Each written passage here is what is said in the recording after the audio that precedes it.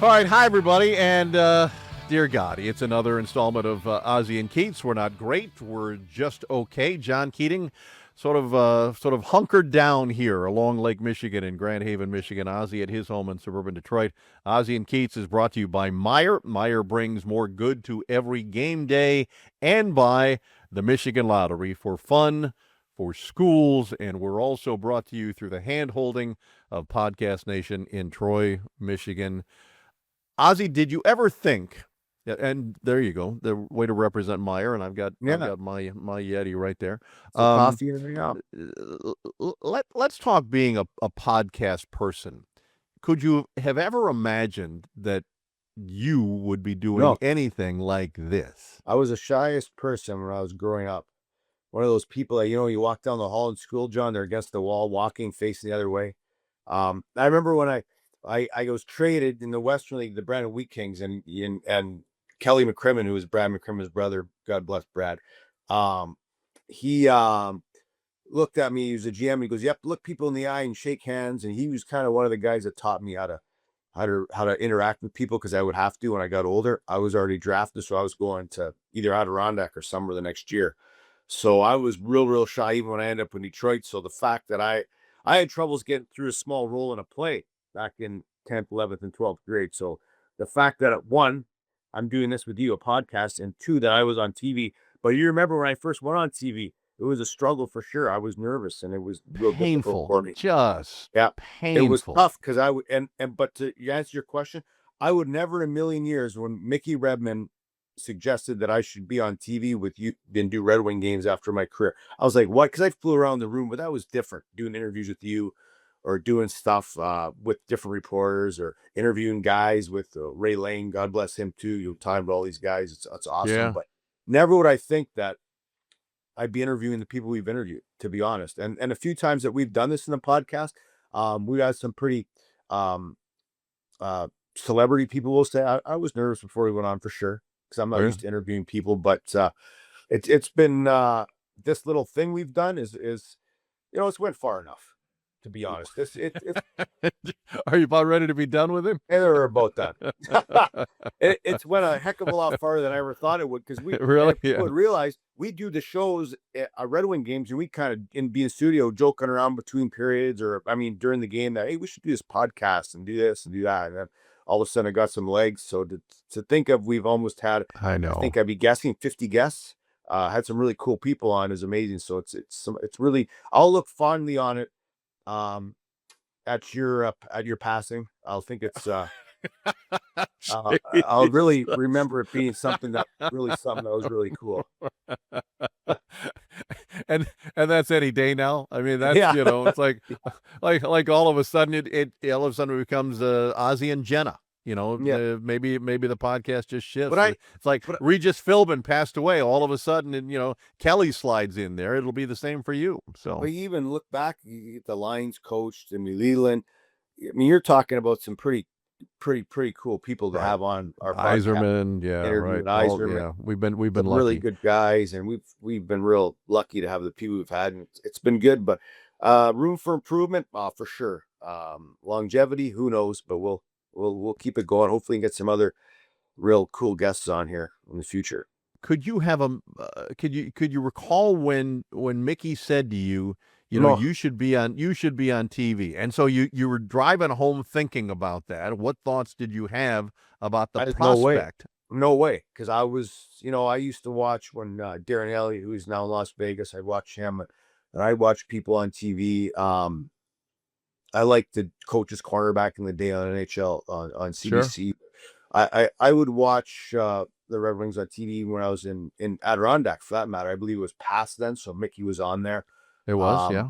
Nesson, I'd watch those games, but I'd be like, "There's no way." And like when Mickey said that, I was like, and that was completely out of left field. I was like, "You're going to coach or be a goalie coach," and those or scout, one of the two, and not in a million years was TV even in my thought process. So it's weird how things work out, and you and I kind of just ran into this goofy thing together when we were We doing all those. would have been better off. We all would have been better off if you would have stuck to goalie coach, I think. I mean, it would have been No, better we would have. for everybody involved, We really. I'm not so sure we would have been.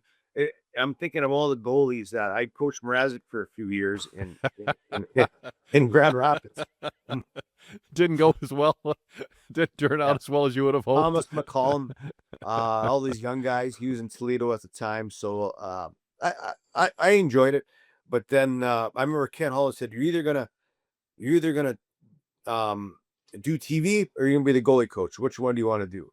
So I was like, the polar opposites, right? So I was like, this is gonna be crazy, and I ended up because I at that moment in time, I traveled a ton. So I thought, well, maybe I travel less if I did TV. So and I haven't done it. I haven't tried. I've never done it. So I thought it'd be something that'd be interesting to try. And I was awful when I first started doing it, to be honest. And I had to get a voice coach, which was embarrassing.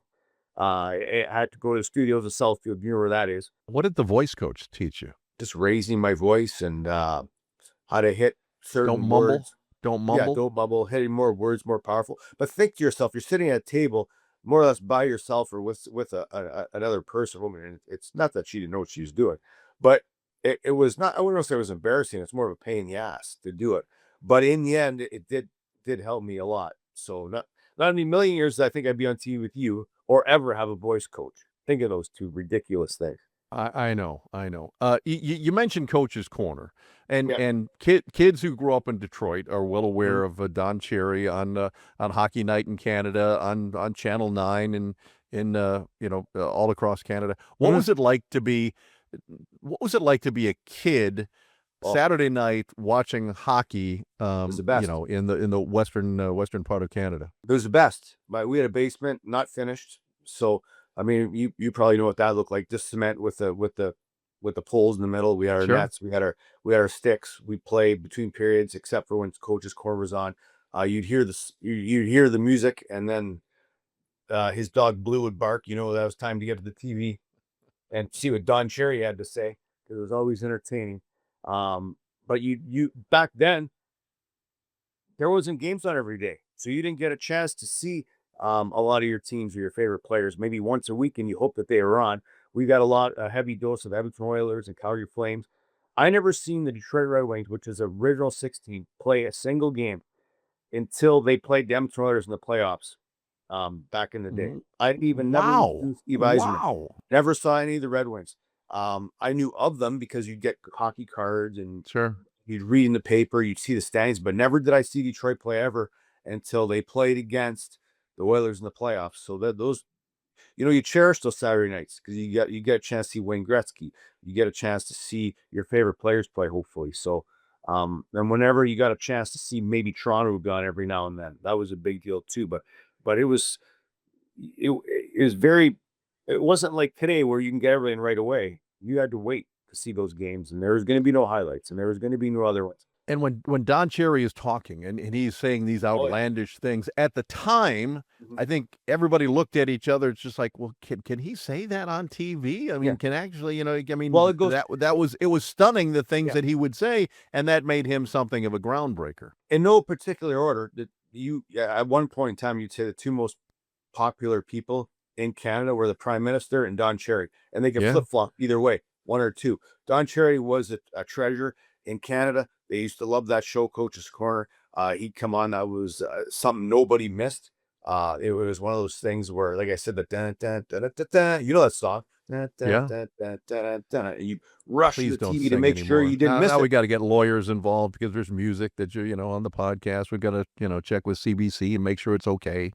I'm kidding. Oh, I'm we kidding. should. I'm kidding. Well, lawyers could be involved with something in one way or another one day, but we'll get to that later. They'll let you All off right. easy. You're too old. They don't want to waste time with somebody. No, yeah. You're golden. I'm gonna in be your I'm gonna golden be in the years. box soon, as you tell me. So, all right, we have questions for Ozzy, and the questions for Ozzy are brought to you by Meijer. Meijer is your one-stop fan shop, from team branded gear to tailgate essentials and snacks for watching from the couch. Meijer stores give fans everything they need to celebrate game day their way. And we have a question from Joe Sayan, who says, Ozzy, Have you ever considered to write a book about your career like many others have done after retirement? They talked about it it was maybe 4 years after I was done playing. I'm thinking there's no way this actually was in Yeah, process. it was the same.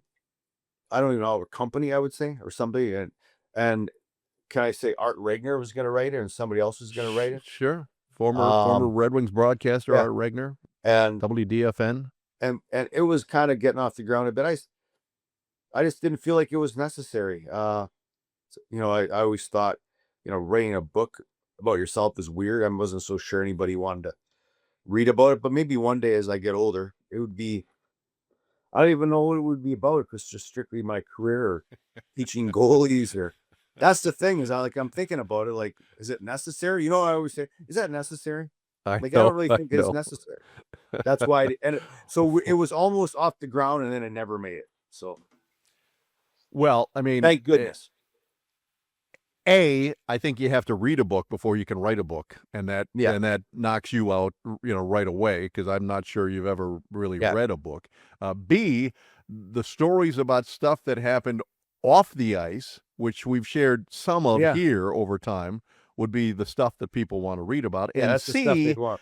I I I I couldn't wait to read the podcast chapter, the chapter about the Ozzy and Keats podcast, which would Or the be show, maybe a page long because you really have nothing to do with this or process. You or just or show up. or a 10-year run of the highest variety sports show in history.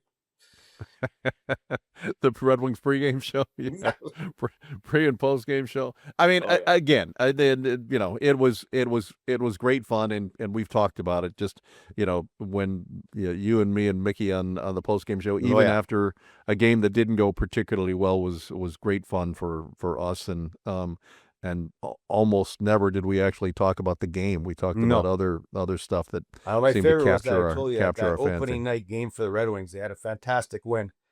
And we talked for 10 minutes about Dolly Parton and Mickey Redmond, seeing her at the farm in LA.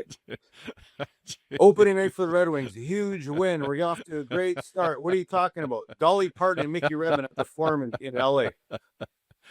But that was the essence of our Yeah. gatherings, was that one thing would lead to another. We didn't plan on the rabbit holes, but the rabbit No. holes were everywhere, and it's which one we were going to duck down. And of course, once you duck down, that leads to 3 other rabbit holes that Mickey Redmond knows Oh, about, that he's going to share with people, and that's what it yeah. was. That's why it was good stuff. It, So it got away from us a little bit every now and then, it but did. it, It it did. worked out. Henrik Zetterberg Yeah. is going to join us. We should have made a bigger deal about that off the top of the podcast. Mhm. The former captain of the Red Wings from Sweden, as Ozzy and Keats continues in just a moment. Hey, Meyer fuels the fandom that brings people together, whether it's powering your pregame feast, gearing up for the season, or supporting the teams that make our cities proud. Meyer, make every moment of fandom even bigger, better, and more unforgettable. Pull the tab, nab the win. It's that simple with pull tabs from the Michigan Lottery. No scratching, no waiting, just pull and play. Get your pull tabs at your favorite bar or restaurant today. Knowing your limits is always the best bet. Cash Pop hits fast and pays big. Pick your number between 1 and 15. If it matches the winning number, you win. Easy as that. Play for up to $5,000 4 times an hour. Play Cash Pop at any Michigan Lottery retailer today. Knowing your limits is always the best bet. All right, we continue, and we're joined by one of our favorites. Henrik Zetterberg joins us from his home in Sweden. The guest interview on the Ozzy and Keats podcast is brought to you by the Michigan Lottery, for fun, for schools. We welcome in Henrik Zetterberg, who had, and I'm going to guess, this is your all-time favorite goal, your one goal that you scored against Chris Osgood in March of 2003, when he was playing in St. Louis. Would that St. be Louis? would that be true? One career goal against Ozzy. Do you remember it at all? Yeah, I think it was my 20th goal too. So Of it's the a year? little, so it's a little milestone as well. Was that when So you're playing with Holly and Pav? yes, Those are the yes, days? That was yeah, like one of the best 3rd or 4th lines in National Hockey League history. Jeez. yeah. It was interesting. It was a lot of fun, and me and Pav Well, we did what we were told. From by Holly. by Holly, Yeah, right? Yeah, by by Holly. Holly. Well, Yes. you Yeah. didn't know Ozzy then, right? In No. 2003, because he was gone. What was it like when he rejoined the Red Wings and became your teammate? Well, obviously, I knew a lot about him because of Draper and Mac and Maltz and all those. So I only heard the good stuff about Oh, Ozzy. You know, from those guys? From those guys? well, the good stuff. But everything I heard was true. And I think when he joined us and he came in, he was. Uh, Someone that you enjoyed to see every day. He had, and it was never really quiet when Aussie and those guys were close to you. No. No. Hank, how's the golf game? Because I know you're coming Uh, on strong later in our careers. Is it getting better now that your son is 10? It's going to start getting worse again because you're going to get busy with hockey and sports and all your shit. Yeah, no, I think I had a good summer. Had a good golf summer. We had a new course open here in Oh, in our town. So I haven't played that much golf ever in the summer like I did this summer. So we'll see. Now snow is here, so I might have to go into indoor facility and keep it warm throughout the winter here. are you coaching yet, or are you just a spectator?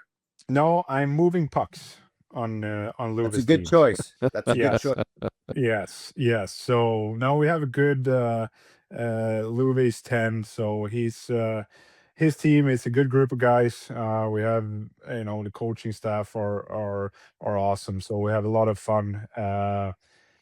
You know, Spending time with them. We actually have a practice here in a couple of hours. So we had a little winter break for Christmas and the holidays. So we had our first practice Monday when we came back from our holidays. Are you a rock star in that town? I mean, can you walk around without people making a fuss?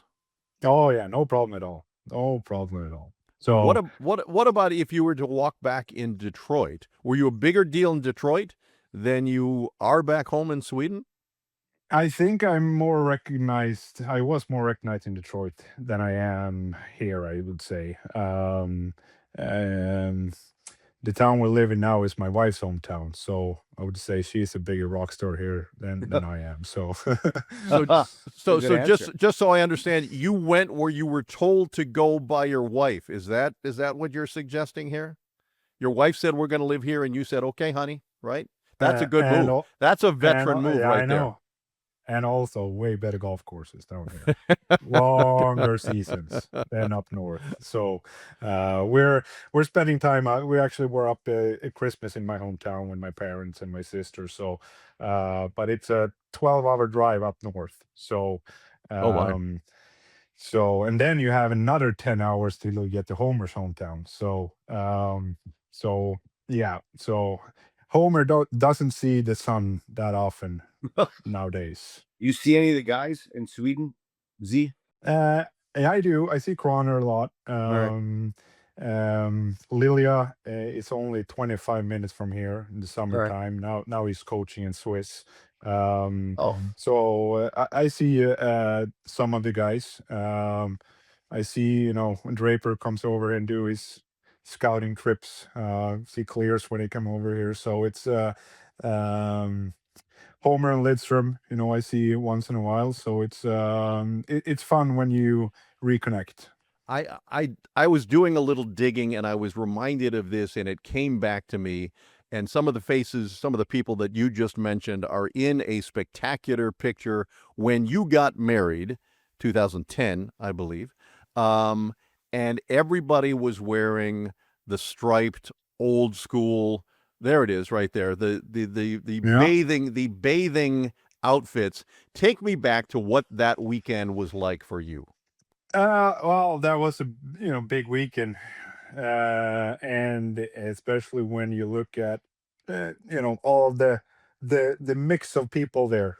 From my side of family, my side of childhood friends, and Emma's side, and then you had the hockey friends, and Some of them was really not happy about putting those putting those Because I bathing see suits on. I see Lidstrom in there. I see Andreas Lilia. I see Filppula in there. I would guess you're going to the captain, Nick Lidstrom, and saying you need to wear this because I'm getting Yeah. married. And So when he they said what? came, yeah, well, the day that's the first day. So when they got to the place called Mulle, it's a small little harbor town down south, and when they got into the hotel rooms, those bathing suits was hanging in the and were laying on the beds, and this you everyone put this on, and a bus will pick you guys up in 45 minutes. So.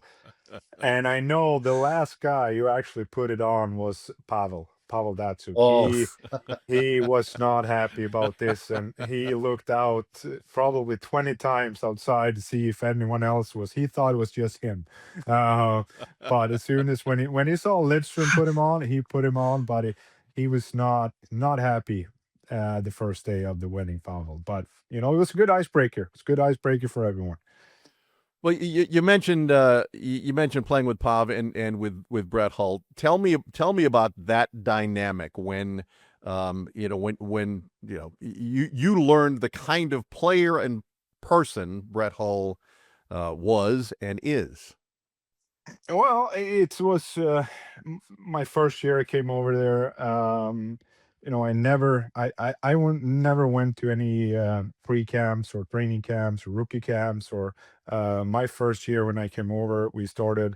Went up to Traverse City for the rookie camp. It was a nice little start for me, I think. And then the week after, the big guys came in, and that's when it started to get a little bit nerve wracking. But I think me and Pab right away found a connection. And then after camp, I think we went to Grand Rapids and played in red and white game on the way home.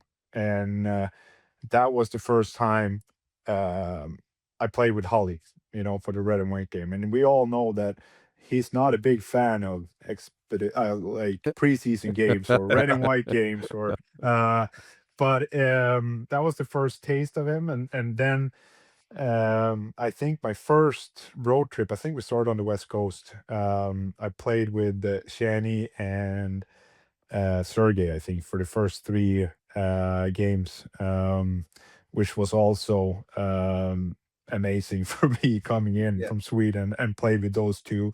But right after that, we got home. We had the banner night, and after that, I'm started to play with Pav and Holly, and playing with Pav. I said this so many times. I wouldn't. I don't know how many goals I scored, but I would probably had 100 less if I didn't play with him. And playing with Holly too, I wouldn't have my first couple of years that many assists if I weren't playing for him with him too. So it was a good line to start my career in, and Holly was the best because you could pass him anywhere. It was he could shoot from, if you put him 3 foot in front of him or on the side, or he had such a good shot, and as long as we passed him, he was happy. That's the and I think it worked well because none of me or Paul was really shooters. So we the only thing we did, we just tried to where's Holly, and he just went like a circle like this in the power play, and we just had to find him. How grumpy could Brett Hull be? He- I think he could be grumpy, but it's not often he was grumpy on me on Pav. He really kept us close. He not just on the ice, but off the ice when we're on the road, or on the off day. He made sure that um, we were okay and included, and like many other guys. But I think Holly could be a little grumpy, but it was mostly on other people. So as long as we kept him happy, he was happy. Nice. I love it. Well, Pat was unreal. But Hank, what's your fondest memory as a Red Wing? Well, the Winter Cup, you can't. It's to go through what we did. the year before, and then in 07, 08, go all the way. Um, and we had pretty good team, all the way up to that, and we were close the years before, and uh, but I think the one thing that stands out was when we lost at home, uh, and then we went to Pittsburgh for Game 7. I think that because you remember that third period in Game 6 was unbelievable. The crowd was standing up, and it was, um, and that was a tough loss, a really tough loss. But I think the veteran guys in the room, Ozzy and Lidstrom and Draper and the guys who've won it before, really put us, or at least me, in a kind of like a comfort zone. Like, it was like, okay, we didn't win it now. We're just gonna go to Pittsburgh and we're gonna take care of it there. And I think, I don't know, man, how many times I watched that last 25 seconds of that game, and when the puck When goes when, out Oz, and when Ozzy misplayed the puck, and it went right through the crease. I look Yeah, at when Hank No when kidding. Hank scored, when I think you scored the goal, that Fleury kind of sat on the puck and knocked it into his own net.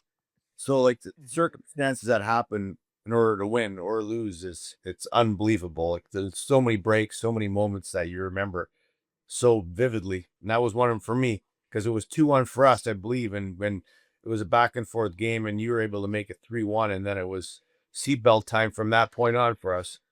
yeah, yeah, and O- Ozzy has and talked up.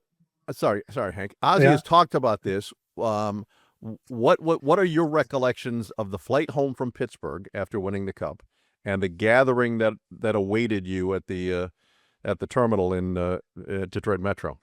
It's a blur.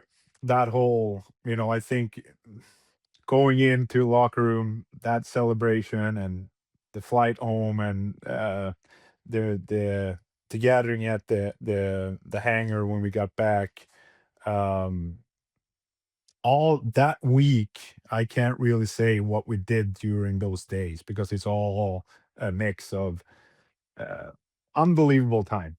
It's something that.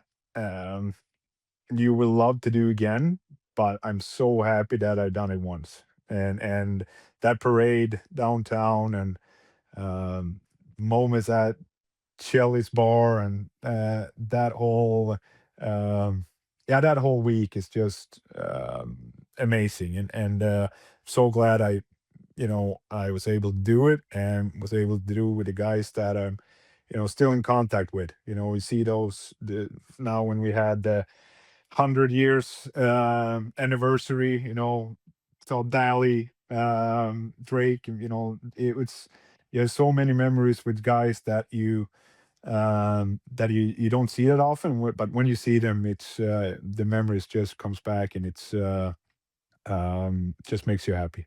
Do you think that was a vastly different time to have a celebration like that, before social media, before everybody had a camera phone, when you guys could go to Chelly's Bar, or you could visit a few spots around town and celebrate with the fans? It was a little easier back then than it might be today for some of the guys. Yeah, I think so. I feel bad for the generation that plays now. They should have more freedom, I think. And I think we did more as a team back then. And um, I'm glad we did it in that era. That I went through it. Same thing when we won in '06 with the Team Sweden Olympics. Was able to come back to Sweden, Stockholm, and celebrate with all the fans and all that. It's those are the moments that you will remember forever. Yeah, how big of a deal, Hank? I remember when you guys never came back right away. We got pounded on the West Coast trip in San Jose. You guys were celebrating in Sweden their big victory, and we were getting blown out of the water in San Jose. And LA, we barely had any players. But Well, nonetheless, you've hung on to that for a long time. That San Jose game. I was fine with it. Dom wasn't that fine with it though. He was the goalie for those games, so it was classic. But it was great stuff, good memories. Even that is funny to me.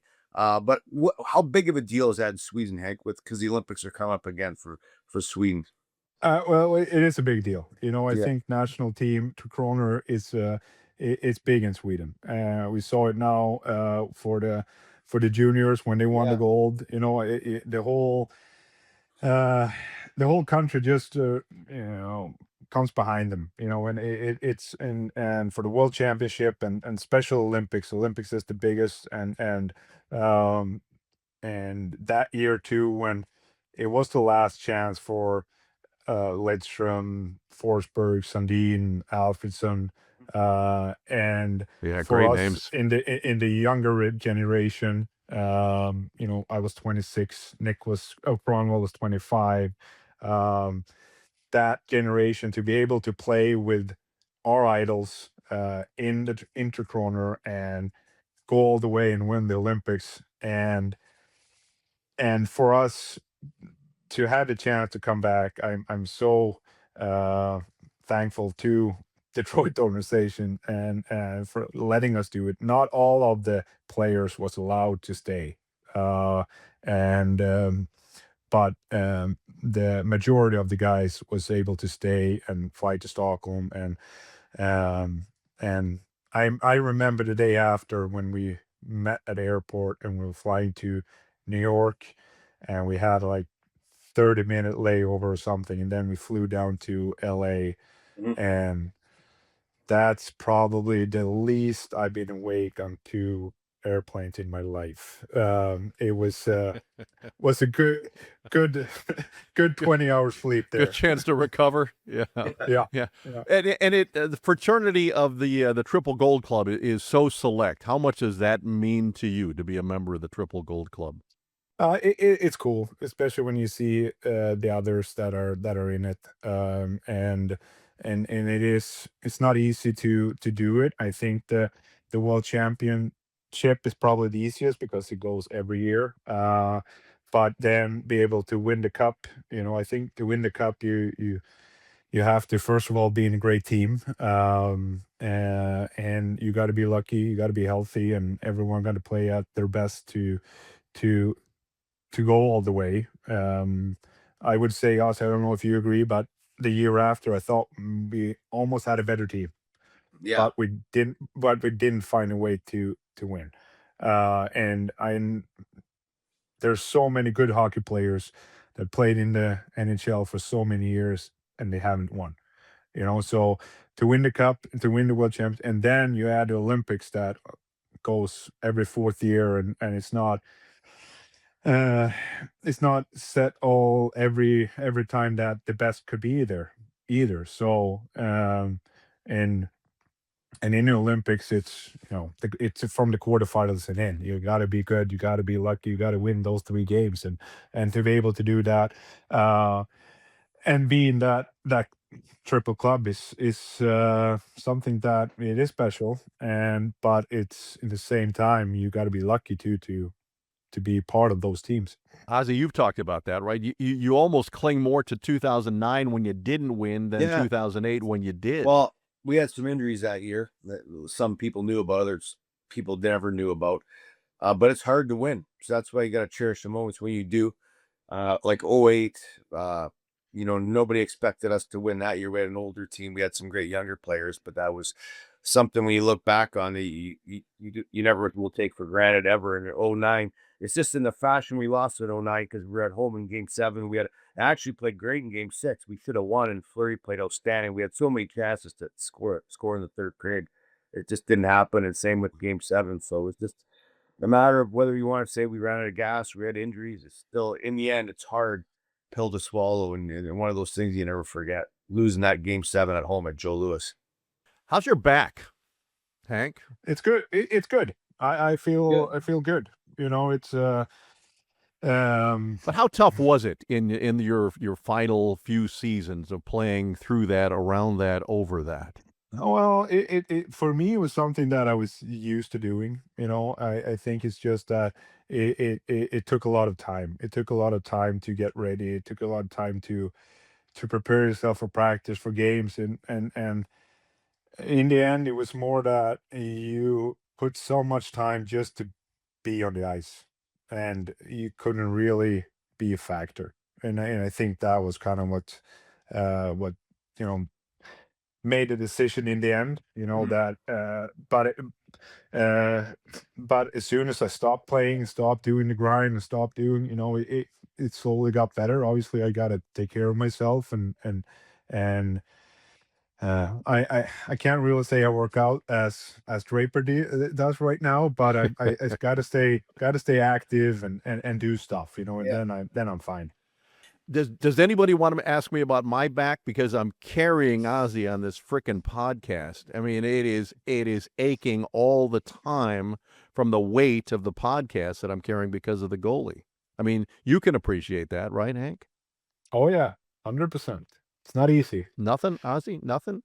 Yeah, Hank's carried me around on a few road trips for sure. Done that off. Except the one he left us by ourselves on the West Coast and we got pounded the whole time. But no one forget that. They were all celebrating their big medal. And it was great. That's good stuff. It was good. Hank, individually, like for yourself, what's your greatest moment? We talk about the team wise winning the cups, but for yourself, like, well, and also like you were the captain at the end of Joe Louis. What was that like the last season? That was so cool, to Yeah. to get a chance to be captain in an organization as the Red Wings, and when you look at the captains that was before me, starting with Stevie and then Nick and then uh, the honor to carry that on was a big moment in my career. But personally, it's hard. It's still the stuff that you do that you made as a team. When you actually go all the way and win. Those are the moments that are still Mm. uh, the biggest. I never played an All-Star game, for example. So I can't really say that that was Yeah. um, highlight either. But it's um, no, I think it's still the team things. Is when you win, when you go all the way with a group of guys and that feeling that you've done it together and you can celebrate as a team and enjoy a good time. I think that's what's tops at everything. I will share this, and I haven't told a lot of people this story, but for those of us who were around the team when you were the captain, and Nick was doing this to a degree, but every time there was a tough game or a bitter loss, I would, it's part of the gig. You'd have to go into the dressing room and get guys to react to the game that didn't go as well as you would have liked. Every time Henrik Zetterberg would stand there and wait for us, because it was part of your role as captain, as you explained to me. Just like, yeah, come on, come on, I'm willing to talk, even when we tried to go to somebody else. No, no, no, it's my role as the captain. Tell me about that. Well, it was my job. It's and I think too. Let's just say my first 10, 12, 13 years in the wings was easier than my last. But I think it's the way we started to do a little bit of a rebuild. And um, that first year when we didn't make the postseason, obviously it was tough because I did it every year Yeah, up yeah. until then, and but in the same way, I cherish those years because we had a great group of guys that did our best. We really did our best, and but we weren't good enough. That's and I think we had some young guys, and for me, I think it was easier for me to stand there and answer the questions. I probably didn't have the most interesting answers when you asked me, uh, but No, it was you were part. great. You were great. You were great. Yeah, but it was part of my job, and I didn't mind it. It's and to me it's easier to stand there and talk than um than talk in other places. All right, let me end on this, and we'll let you go. Do each of you think that the other should be in the Hockey Hall of Fame? Ozzy? You think Hank should? Yeah. Is that what you're asking? Yeah, for sure.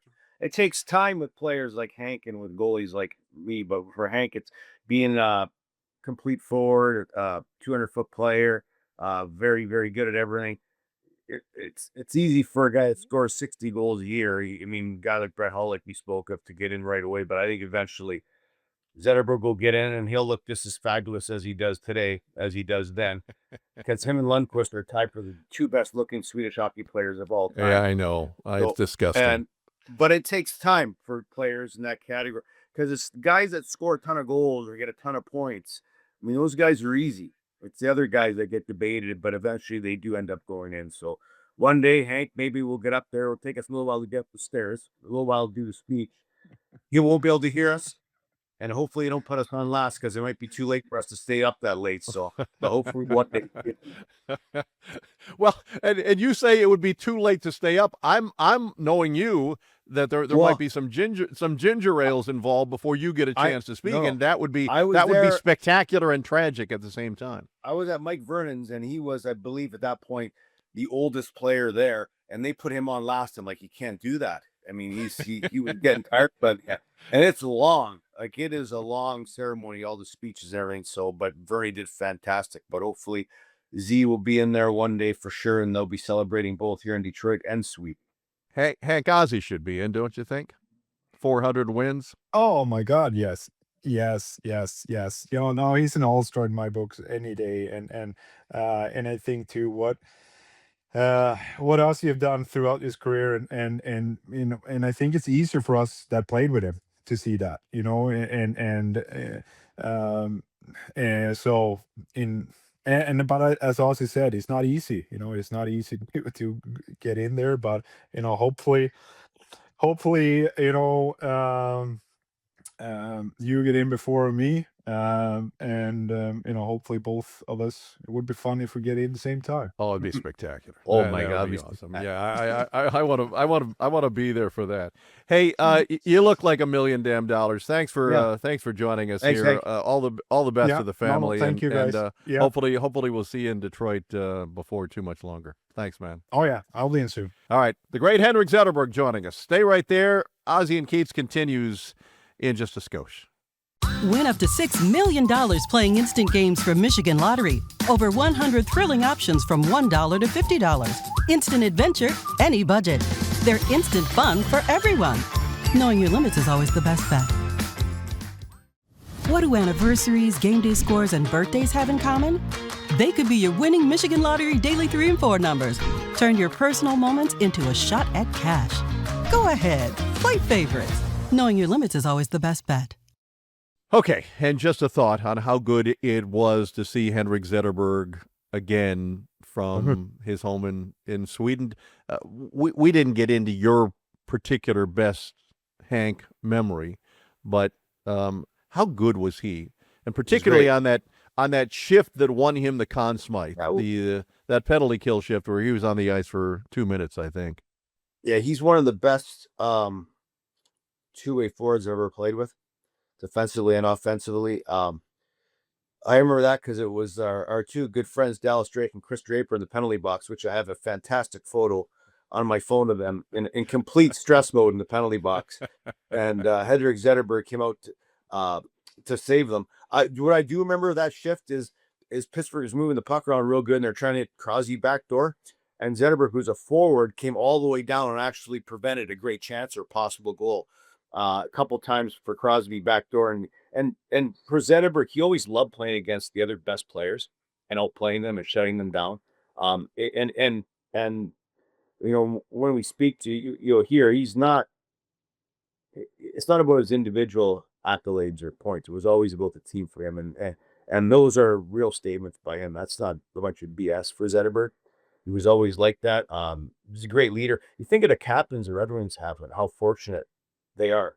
the team, the franchise, the fans, to have the guys they have been the captains is amazing. If you look at the run, I include Dylan Larkin in that as well.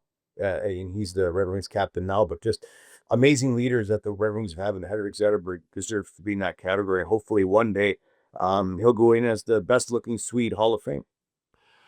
Yeah, I mean, He's the most interesting man. That's who he is. In Remember him? competition with Henrik Lundqvist. Yeah, the most interesting man. Yeah, indeed.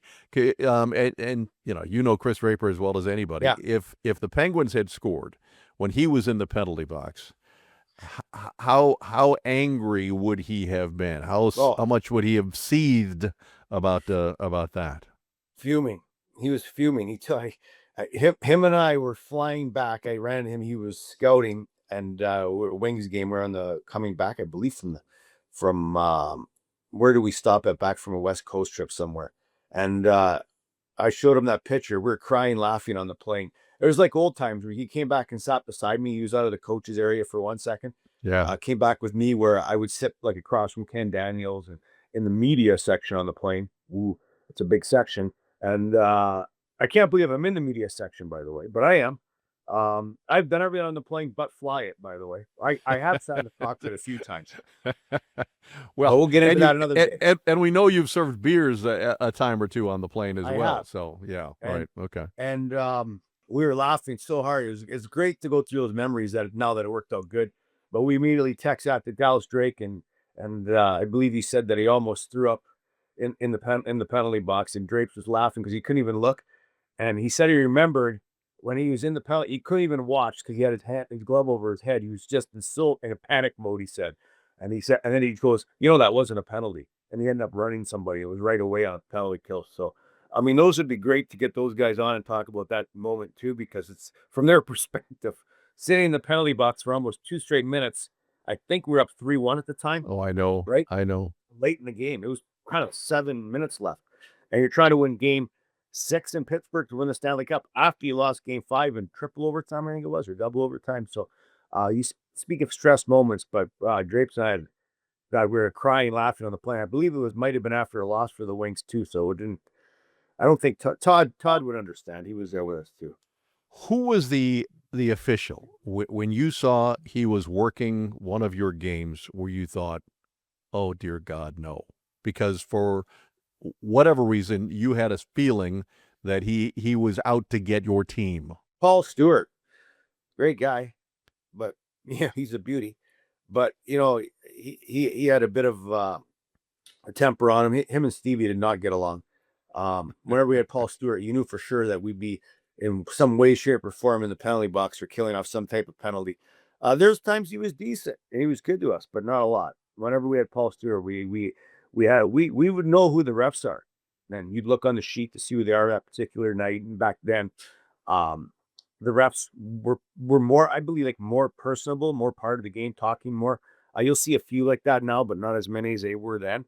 Some guys would let more go than others, and some guys would call a lot more than others. So it was, but whenever Paul Stewart was repped against us, especially Stevie, him and Stevie got into some epic arguments, and I think he kicked Steve out a few times, in fact. So, but whenever we had Paul Stewart, we knew we were in for one possibly. Did you talk to the officials much? I talked to Terry Gregson once. He gave me a penalty right away to put us 5-on-3 in Buffalo. Terry Gregson didn't like me either. I don't know why. Well, I can appreciate someone not liking you. So, yeah. I mean, I'm good. I'm good with Terry Gregson in that regard. And like you, he was older. He was nearing the end at the end of his career.